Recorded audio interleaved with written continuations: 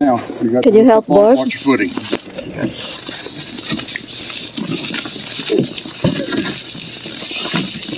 Careful, guys. Bring the door, shut the door.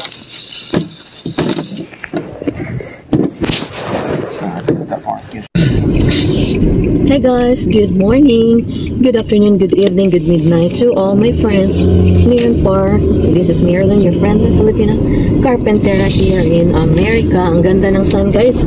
The sun is up today and I'm very thankful. However, kahit na up na yung sun, nasa ano pa rin kami, negative degrees Celsius. So, pag lalabas ka sa bahay or lalabas ka sa iyong sasakyan ay mag-freeze pa rin ang mga tao. Kaya walang tao sa daan ngayon. You might have to put the GPS in. I won't know where we're going. So, ito na nga yung itsura ng mundo namin dito, guys. Mayroong mga icicles dyan sa mga shrubs, sa mga kahoy. Tapos, ito po yung neighborhood papunta sa bagong bahay namin na kinukonstruct namin. But, pakita ko lang sa inyo kung gaano talaga kaginaw dito sa Amerika ngayon. Sabi nila, magne-negative 40 degrees Celsius in a few hours. No, not Celsius, negative 40 degrees Fahrenheit. So, kaya natigil yung trabaho sa bahay kanina and also the previous days dahil sa weather. Ang lamig-lamig dito, guys. Gusto ko nang umuwi!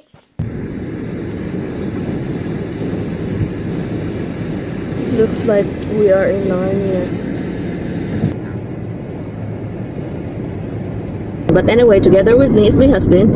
Hi, Borg. What is it? Good afternoon. Maayong buntag in Visayan. Good morning. That's in English. Oh, but hapon. it's already hapon because it's Sorry. already 3:32. I don't know what time of the day it is. Sorry, I don't know what day it is. Even. What It's day actually is it? dawn in the Philippines right now. Gabi. Gabi. Kaadlawon. Gabi is night. Kaadlawon is dawn. But anyway, as you can see, nakadress up ako ngayon kasi pupunta kaming hospital. Tingnan nyo, nakabrasan ako ng aking pusa. Kasugod kaming hospital ngayon, guys, because I have not been feeling well lately. My chest pain ako, tsaka I've been coughing. Hindi naman sa cough na para may TB na antina na lang yung kulang. It's not rigorous coughing, but it's still a cough, so it's better be safe than sorry. So I have I have to have myself checked, and then I would also get a mammogram kasi overdue na ako ng aking mammogram. Grabe yung eye bags ko. I just woke up, but thank you Lord for the sun. Feels so good in my face. But yeah, tapos mag-x-ray, and I will also have some cardiac workout today. So hopefully okay lang yung mga resulta. And good news, we already passed the second plumbing inspection. Yung mga plumbings para sa tubig namin sa main floor nakapasa na. So we just have to wait for the inspection para doon sa aming structure sa bahay. And then after that, finally, maka-put up na kami ng mga drywall. So that would be another thousands and thousands to think of. Yan, wala nang kapira-pira yung aming pitaka, tsaka pati bulsa, wala na.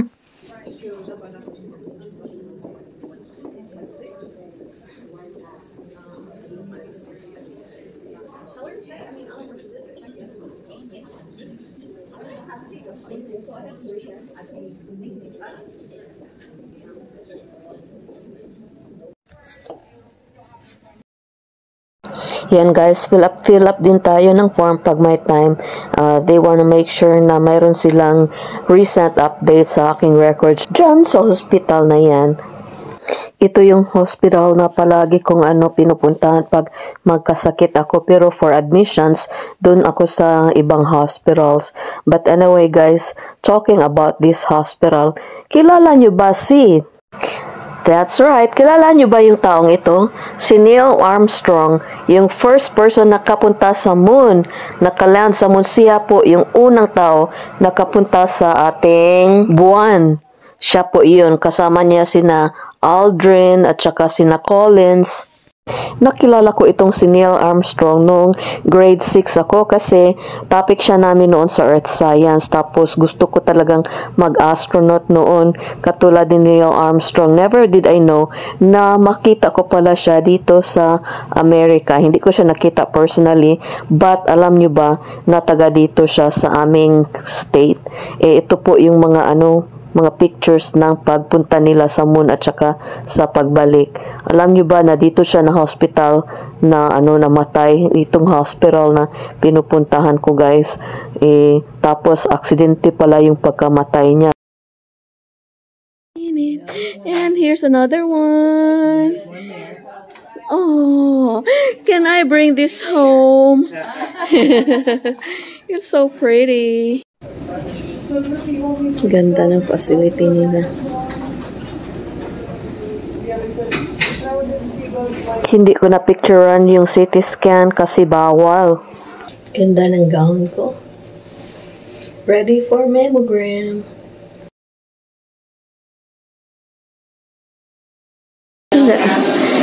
This is where I'm going to right now. Okay, dyan ako mag-chest x-ray. So, tatayo lang ako dyan and then x-ray done. Okay, get really close to the board.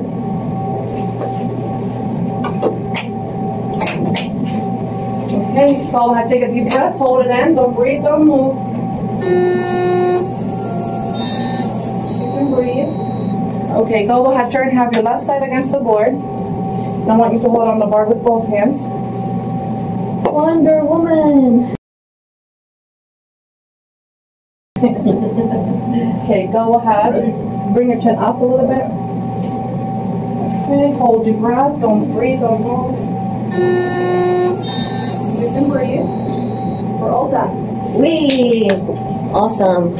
Guys, kung maalala nyo, kung nanonood kayo ng previous videos ko, para namang may nanonood. But for those na nag-take time na manood sa aking videos, maraming salamat po. I really appreciate you guys. Feeling ko gusto ko lang i-share yung buhay-buhay ko dito sa Amerika na bilang isang carpentera. But anyway, talking about my previous video, yun, nabudol ako, guys. Nakabili ako ng ganito na okay. Tapos, hindi ako pumunta doon para mag-pick up. Yung carpenter namin, na friend namin, at saka yung asawa ko nung nag-pick up doon sa ukay-ukay na binili ko ng $200. Oh my gosh, pagdating sa bahay, guys, ang dami palang butas-butas. Hindi ko na-check, hindi ko alam kasi hindi niya pinicturan. Kaya tinawagan ko siya, tapos inaway ko siya. Sabi ko, ano mo naman, dishonest ka. Anyway, gagamitin ko na lang yun doon sa basement, doon sa storage namin. Tapos, kaya bumili na lang ako ng ganito na bago.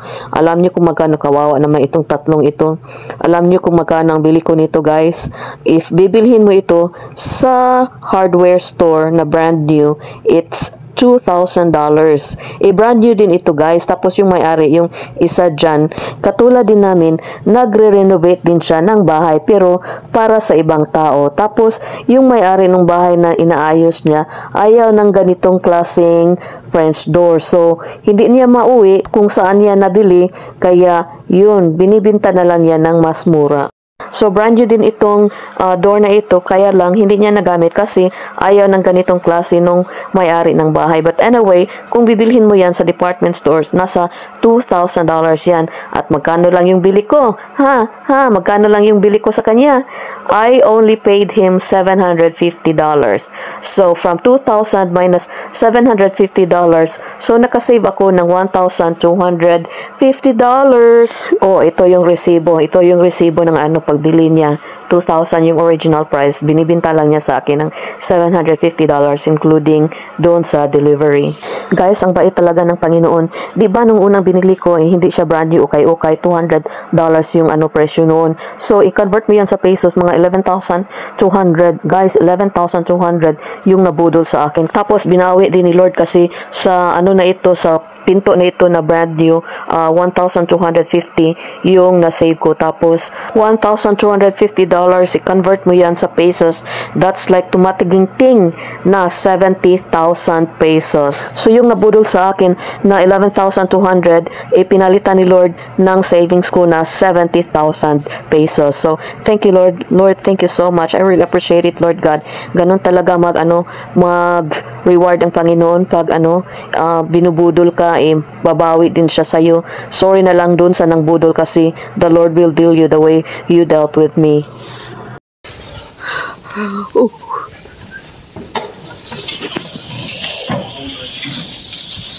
Punta na ako doon para i-instruct ko paano gagawin yung trench. Lord, sana hindi ako ma-slide dito. Hindi masyadong klaro, pero ano ito? Dahil galing ako sa hospital o di naka-high heels ako, tingnan nyo, that's 4 inches. Inahirapan akong maglakad kaya nahulog ako.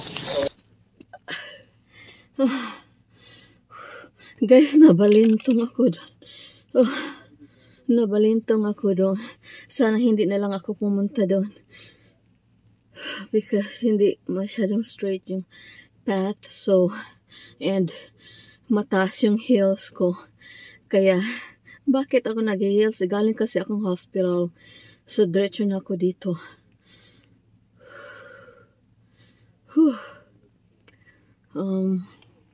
Grabe ang lamig dito. Lamig. Nabalintong ako, guys. Pero trabaho pa rin. So, ginawan ng engineer ko ng parang path kung saan niya maibaon yung yung electrical wirings. So, ito po yung what do you call this one? Semento para doon sa bubong ng aming basement. Tingnan niyo ang kapal ng foam. So,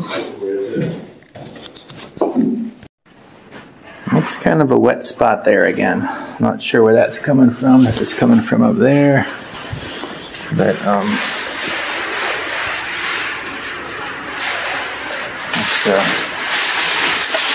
I don't know if it's, can't tell exactly.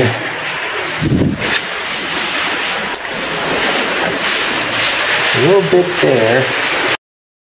Ay, ang ingay. So, hindi pa rin nawala yung aming leak galing sa labas. So, kinontak na naman namin yung aming engineer at sabi namin, tingnan nyo, may leak. Sabi niya, kasi kailangan pa nating additional na dirt or lupa na dapat itapak doon sa basement, doon sa labas. Meron na kaming na-order, pero kulang pa rin. So, magagasa naman kami. Bibili na naman kami ng lupa na i-fill dyan. Kasi tingnan nyo, nakikita sa labas, kailangan matapakan dyan. Ano bang tapak? Kailangan makover yan dyan. At hindi makover kung wala kaming additional na soil. Kaya, gasta na naman. Yeah, that's on top of the woods.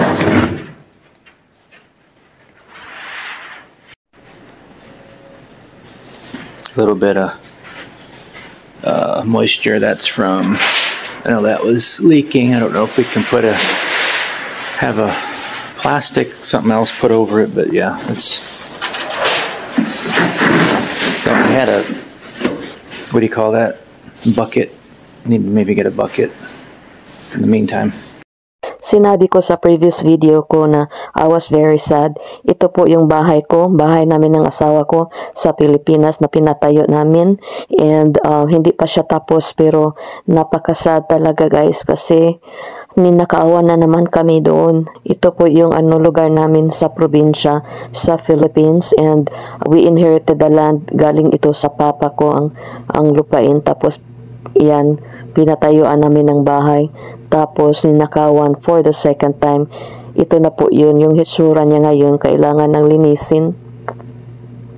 Pero nung linisan nila, doon nila natuklasan na for the second time, ninakawan na naman kami. And it's very painful, guys. Ito, gawa ko yan. Nung umuwi ako sa Pilipinas, ako nagkarpintera. At ito yung bahay ng kapatid ko. Pinatayo ko yan years back. Tapos akong nag-design and I gave it to my brother and his family when I left to the US 18 years ago. Nakakatuwa yung mga tanim ko dyan. Buhay pa sila. Nandyan yung kalachuchi, nandyan yung ferns. Oh my gosh, at saka mga kahoy dyan sa likod, mga mangga, tinanim ko yan before I left. And then nagpatayo kami ng sarili naming bahay next to my brother's house. Tapos ito na po yun, ninakawan. Ang sakit.